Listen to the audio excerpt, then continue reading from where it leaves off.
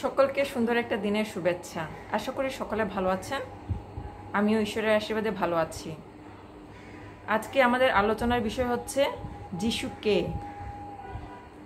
আমরা যদি যিশুকে প্রকৃতপক্ষে না চিনি, না জানি, তবে আমরা খ্রিস্ট অনুসারী নই।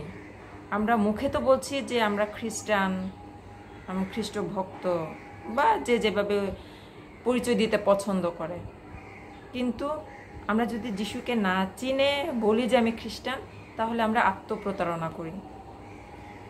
যিশু নিজেও তার শিষ্যদের কাছে প্রশ্ন করেছিলেন যে আসলে আমি কে, তোমরা কি বলো?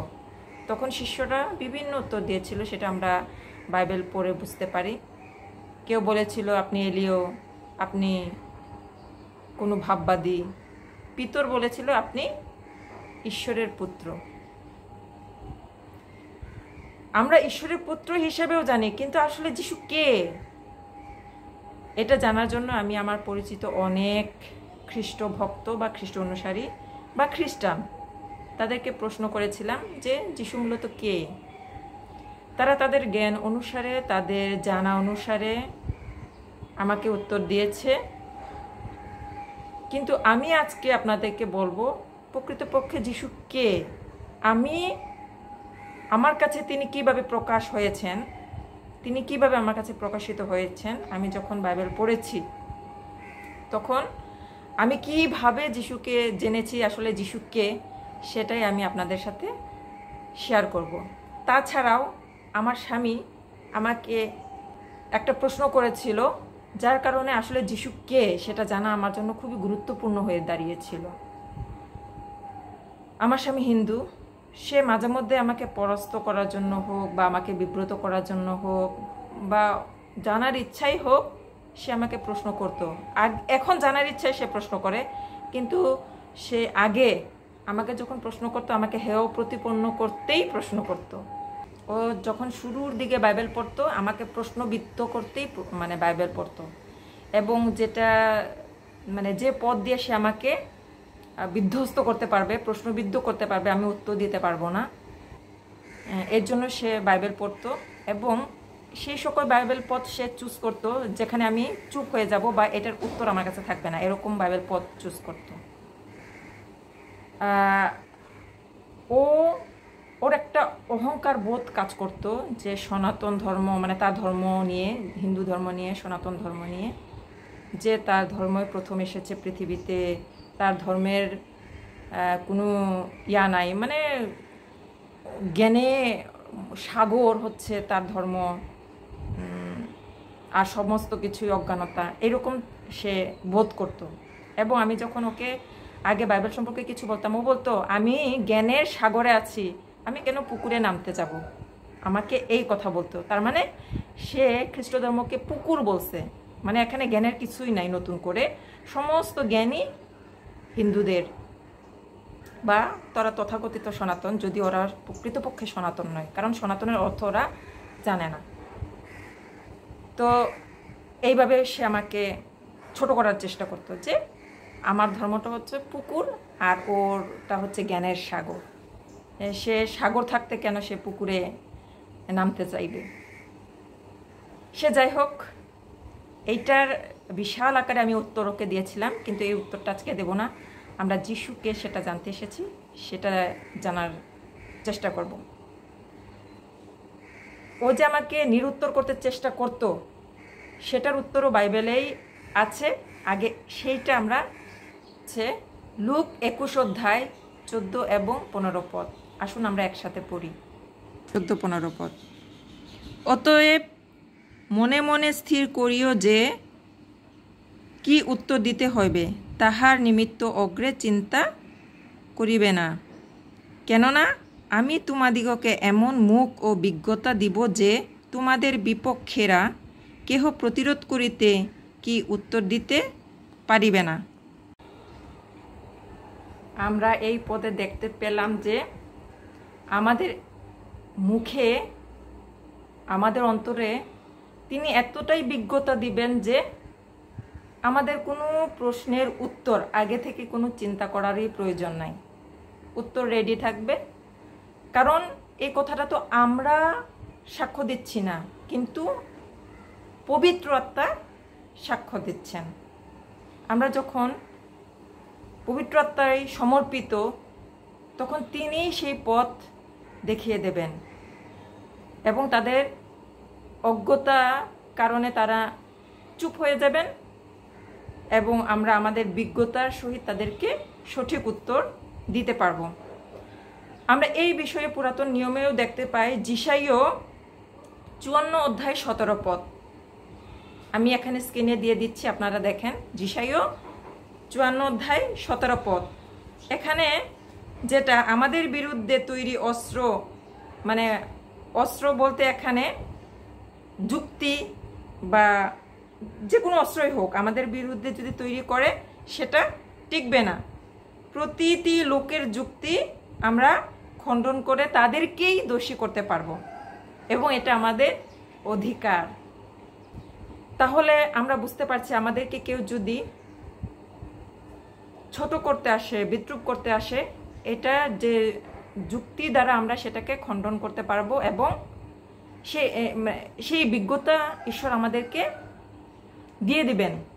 আমাদের কোনো উত্তর আগে থেকে তৈরি করার প্রয়োজন হবে না এবং সেটাই হয়েছে, আশ্চর্যজনকভাবে হয়েছে। আমি কিন্তু আমার বাইবেল মুখস্থ ছিল না বা বাইবেলের আমি একটা খুঁটিনাটি সব জানি এমনও ছিল না, কিন্তু ও আমাকে যখন এরকম প্রশ্নবিদ্ধ করতো, আমি সঠিক উত্তরটা, আমি বাইবেল যখনই খুলতাম সঠিক উত্তরটাই আমার সামনে উপস্থিত হতো এবং সেইটা দ্বারা আমি তাকে উত্তর দিতে পারতাম। এখন তাহলে প্রশ্ন হচ্ছে, সে কোন প্রশ্ন দ্বারা আমাকে বিভোষ করে ফেলেছিল যে যিশু কে, এটা জানার জন্য। সেটাতে আমরা যাই। ও প্রশ্ন করেছিল যোহন লিখিত সুসমাচার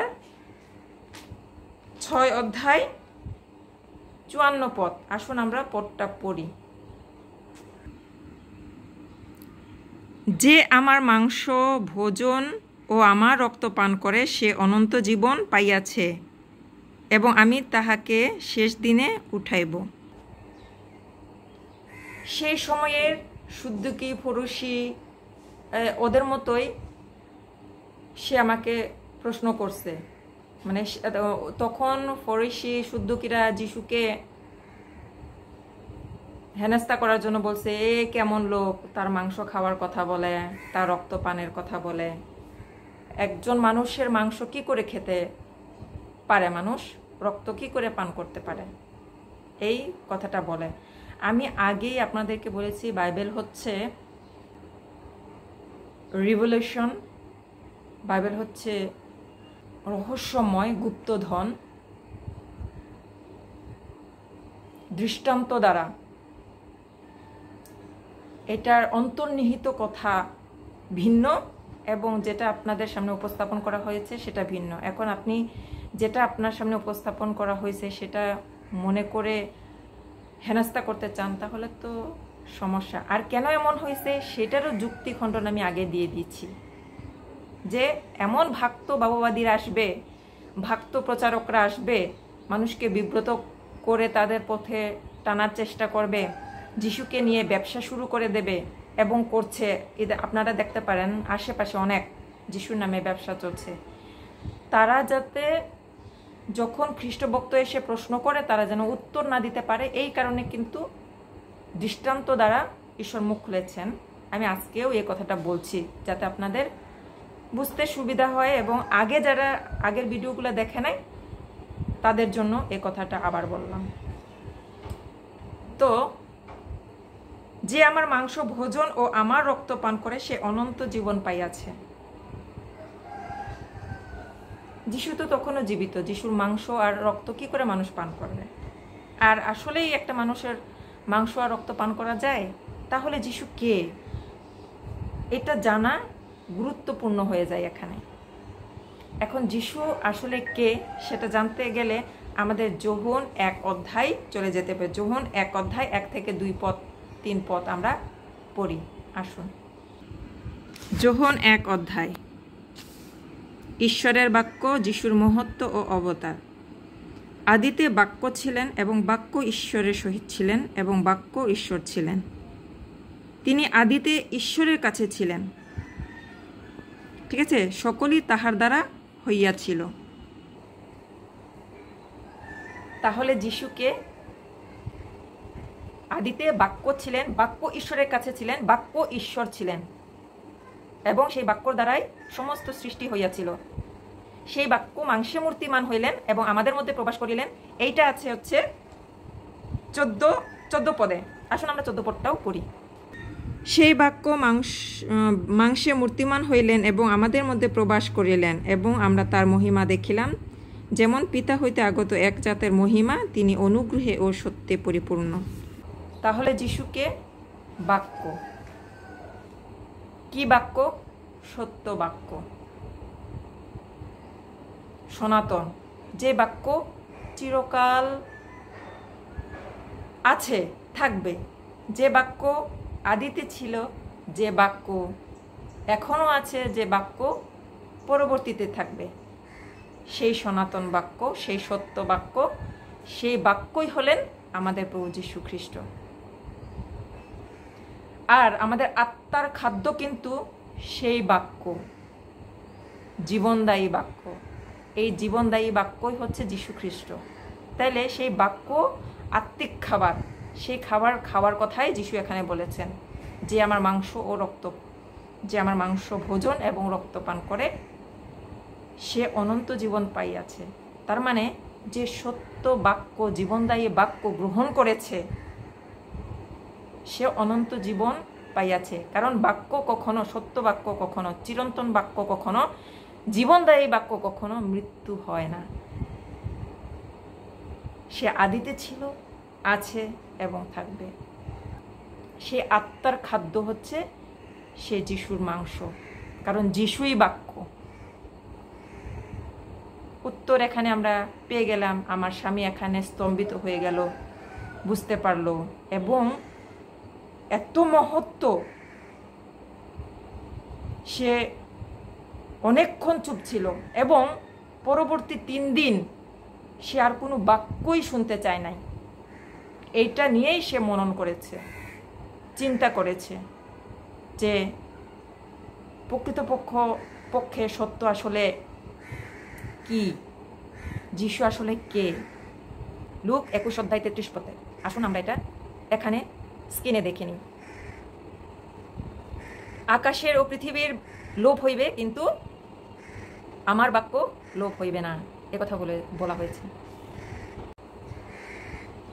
আমরা অধিকতর খ্রিস্ট ভক্তগণ, খ্রিস্ট অনুসারীগণ বা খ্রিস্টানগণ যিশুকে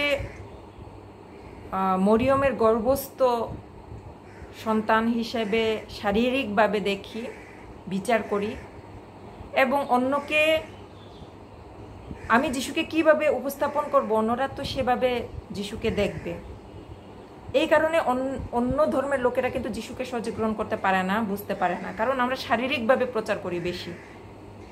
এখন আমরা সেই শারীরিক যিশুকে চিন্তা করেই বড়দিন পালন করি, বিভিন্ন অনুষ্ঠান পালন করি যিশুকে নিয়ে, কারণ আমরা শারীরিক যিশুকে নিয়ে বেশি মগ্ন।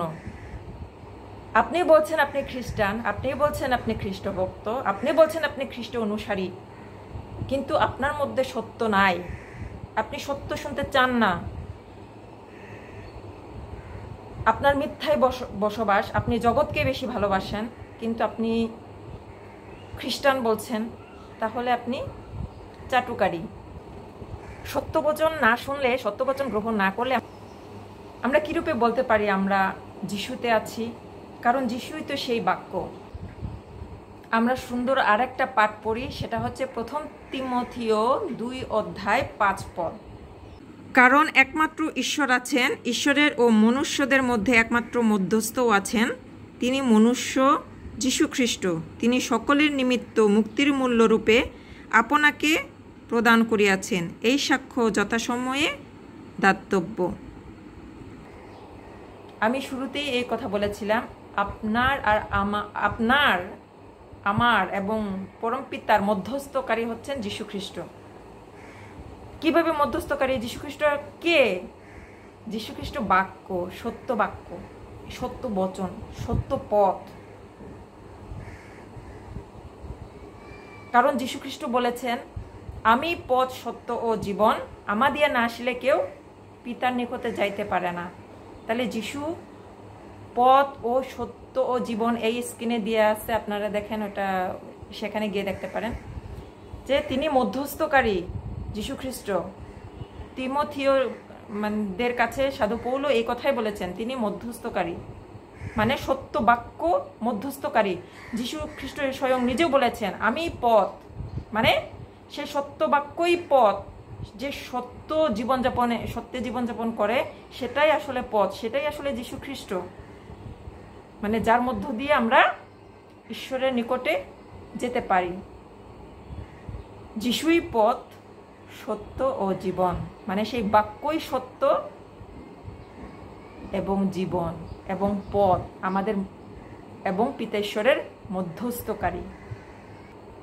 যিশু সেই জীবনদায়ী বৃক্ষ। কোনটা? আদম এবং হবার সময়ে যে স্বচ্ছ জ্ঞানদায়ক বৃক্ষের ফল ছিল এবং জীবন বৃক্ষ ছিল, যিশু সেই জীবন বৃক্ষ। এটা আদিপুস্তক 3:22 আছে। আসুন আমরা এটাও একটু দেখি। আর সদাপ্রভু ঈশ্বর কহিলেন, দেখো, মনুষ্য সৎসৎ জ্ঞান প্রাপ্ত হইবার বিষয়ে আমাদের একের মতো হইল। এখন পাছে সে হস্ত বিস্তার করিয়া জীবন বৃক্ষের ফল পাড়িয়া খায়, ভোজন করে ও অনন্তজীবী হয়। আমরা যখন সত্য ধারণ করি, সত্য পথে চলি, সত্য বাক্য গ্রহণ করি, সত্য বচন শুনি এবং সেই মতো চলি, তখন আমরা অনন্ত জীবন লাভ করি। অনন্ত জীবন কি, সেটার একটা পর্ব হলে ভালো হয়, তো তথাপি এখানেও বলছি। তাহলে যিশুই সেই জীবনদায়ী খাদ্য, যে তার মাংস এবং রক্ত পান করে, মাংস ভোজন করে এবং রক্ত পান করে, সে অনন্ত জীবন লাভ করে। এবং আমরা আদিপুস্তকেও দেখলাম যে জীবন বৃক্ষের ফল খায়, সে অনন্ত জীবন লাভ করে। তাহলে সেই জীবন বৃক্ষটাও হচ্ছে যীশুখ্রিস্ট, অর্থাৎ সেই সত্য বাক্য যা আমাদের জীবন দান করে। ঈশ্বর থেকে আসা বাক্যই হচ্ছে যীশুখ্রিস্ট এবং সেটাই জীবনদায়ী, সেটাই সত্য, সেটাই চিরন্তন। আমাদের প্রভু যীশুখ্রিস্ট আরও বলেছেন 15:7-8 যে আমরা যদি প্রভু যীশু খ্রিস্টতে থাকি, সেই সত্য বাক্য ধারণ করি, গ্রহণ করি, তবে আমরা যা কিছু চাইব আমাদের জন্য তা কিছু, সেই সমস্ত কিছুই করা হবে এবং আমাদের পরমপিতা আমাদেরকে মহিমান্বিত করবেন। আমরা প্রচুর ফলে ফলবান হব। সেই ফলগুলো কি, আমরা সত্যের যে স্বপ্রকাশ, সেগুলো আমরা করতে পারব। কিন্তু যারা সৎপথে চলে, সত্য কথা বলে, সত্যকে গ্রহণ করে, তাদেরকে জগতের মানুষ গ্রহণ করতে পারে না, কারণ জগৎটাই হচ্ছে মিথ্যা। তারা সত্যকে গ্রহণ করতে পারে না। এটাও যোহন লিখিত সুসমাচারের 15:19। জগৎ সত্যকে গ্রহণ করতে পারে না। আর সত্যি তাই, প্রভু যীশু খ্রিস্ট যখন এসেছিলেন, তিনি যখন সেই সত্য বাক্যগুলো আমাদের সামনে রেখেছেন, তখন মহাযাজকরা, ফরিসিরা, শুদ্ধকিরা তাকে সকলে মিলে ক্রুশে দিয়েছিলেন।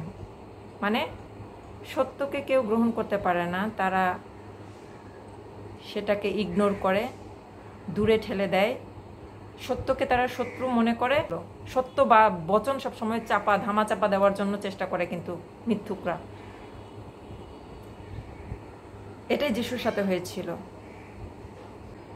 আমরা যারা খ্রিস্টান, আমরা হয়তো এটাও জানি, যীশু খ্রিস্ট বলেছিলেন যে অনন্ত জীবনের পথ অনেক কঠিনময় এবং সরু হয় এবং সেই পথে খুব অল্প লোকেই চলে, কিন্তু অন্য পথগুলো কি হয়, অনেক প্রশস্ত। জগতের পথ অনেক প্রশস্ত হয়, সেই লোকে অনেকেই যায়, সেই পথে অনেকেই যায়। একমাত্র যিশুকে আমরা যদি জানতে পারি, গ্রহণ করতে পারি, তবেই আমাদের অনন্ত জীবন লাভ হবে। তাই আমাদের প্রভু যীশু খ্রিস্টকে জানা একান্ত প্রয়োজন ছিল যে যীশু আসলে কে। আমরা যদি শারীরিক সেই গর্ভস্থ মরিয়মের সন্তান হিসেবে শুধু শারীরিকভাবে দেখি তাহলে তো হবে না। যীশু হচ্ছে ঈশ্বরের পুত্র, এতটুকুতেও তার পরিচয় সম্পূর্ণ নয়।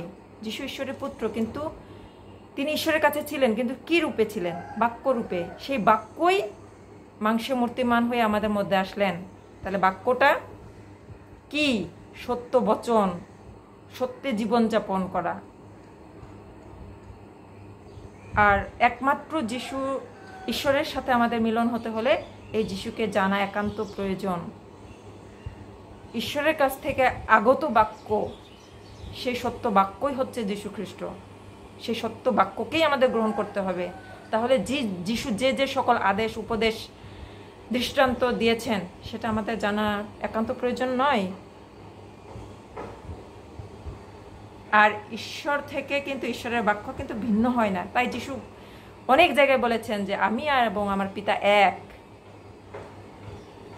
সে যাই হোক, এটার উদাহরণের জন্য, এটার জন্য আমার আরেকটা পর্ব আছে, সেটা আমি পরে এক সময় আপনাদের সাথে আলোচনা করব।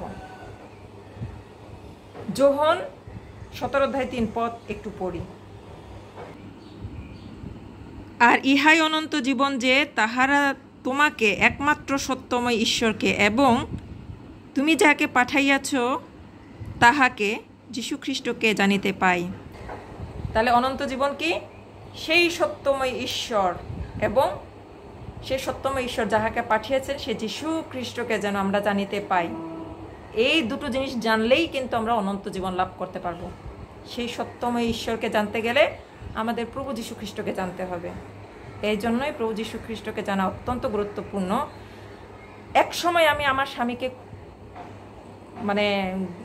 প্রচণ্ড পরিমাণে রাগ হতো যে কী সব আজগুবি প্রশ্ন করে, মাথায় কোনো বুদ্ধি নাই। আসলে সে তার বুদ্ধি থাকবে কি করে?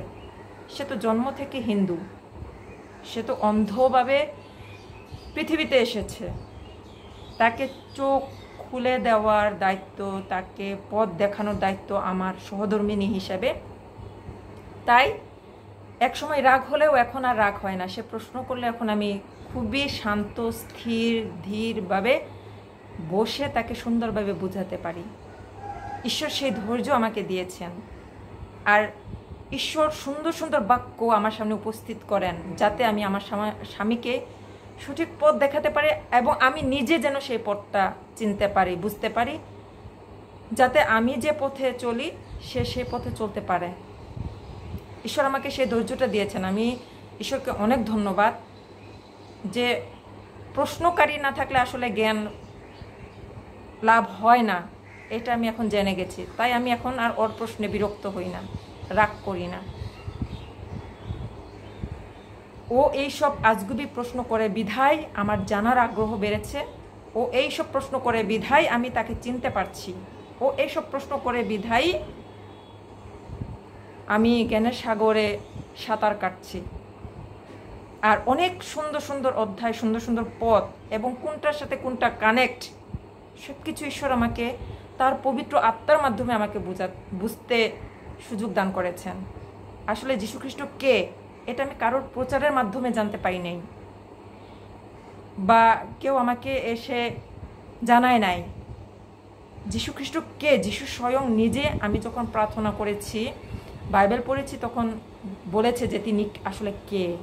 এবং আমি যখন যে পৃষ্ঠা উল্টাইছি সেখানে তিনি প্রকাশ হয়েছেন। দেখো, এই যে আমি সেই বাক্য, দেখো আমি সেই মধ্যস্থকারী, দেখো আমি সেই সত্য, দেখো আমি সেই চিরন্তন বাক্য, যে আদিতে ছিলাম, এখন আছি, ভবিষ্যতেও থাকবো। এত চমৎকারভাবে প্রকাশন হয়েছে আমার কাছে। আমি ঈশ্বরের কাছে অনেক কৃতজ্ঞ যে আমি অযোগ্য ছিলাম, তথাপি তিনি আমাকে তার প্রকাশ আমার কাছে দিয়েছেন, আমার মতো মানুষের কাছে দিয়েছেন যে তার পায়ের জুতা খোলার যোগ্যতা রাখে না। আমি আসলে অনেক কৃতজ্ঞ তার প্রতি। তিনি নিজেকে আমার কাছে প্রকাশ করেছেন। আমি এত সুন্দরভাবে বুঝতে পেরেছি যে যিশু আসলে কে, এবং যিশু কে এটা জানার পর আমার অন্যান্য বাক্যগুলো এত সহজ হয়ে গেছে। যে কেউ আমার কাছে এসে কোনো প্রচার বিষয়ে আমার কাছে জানতে চাইলে আমি সেটা সুন্দরভাবে বুঝাতে পারি। এত মহিমা তার, আমার প্রতি এত অনুগ্রহ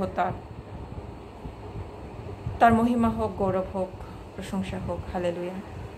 আমি তাহাদিগকে তোমার বাক্য দিয়াছি, আর জগৎ তাহাদিগকে দেশ করিয়াছে, কারণ তাহারা জগতের নয়, যেমন আমিও জগতের নই।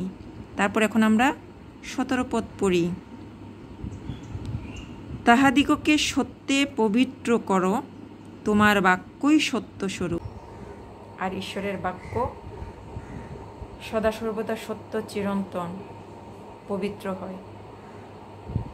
আর যারা তা গ্রহণ করে তারা অমরত্ব লাভ করে। এটাই অনন্ত জীবন। সুষম খাদ্য আমাদের শরীরকে সুস্থ রাখতে সাহায্য করে, তেমনি আমাদের আত্মার খাদ্য হচ্ছে সেই ঈশ্বরের বাক্য, জীবনদায়ী বাক্য যীশু খ্রিস্ট, যা গ্রহণ করলে আমাদের আত্মা সুস্থ থাকে, অনন্ত জীবন লাভ করে। আমরা আসলে আজকে জানতে পারলাম যীশু খ্রিস্ট কে, প্রকৃতপক্ষে কে যীশু, আমরা এখানে পরিষ্কারভাবে জেনে গেলাম। এটা আমার মাধ্যমে তিনি প্রকাশিত হয়েছেন আমার স্বামীর কাছে। যখন আমি আমার স্বামীকে এগুলো বুঝালাম, সে বুঝতে পারলো এবং যিশুকে সে গ্রহণ করলো। আসলে যিশু কে সে সেটা চিনতে পেরেছে। আমি যখন ওকে এইভাবে বুঝালাম, ও বলল, তোমাদের খ্রিস্টানরা কি তোমার মতো করে বোঝে? তখনই আমার মাথায় প্রশ্ন আসছে, আসলে তো এটা আমি তাহলে পরিচিতদেরকে প্রশ্ন করি আসলে যিশু কে, এবং জানতে চাই, এবং অনেকের কাছে আমি জানতে চাই। কিন্তু আমি যেভাবে ওকে প্রচার করেছি এইরকম উত্তর কারোর কাছ থেকে আসে নাই। তারা তাদের মতো করে উত্তর আমার কাছে দিয়েছিল।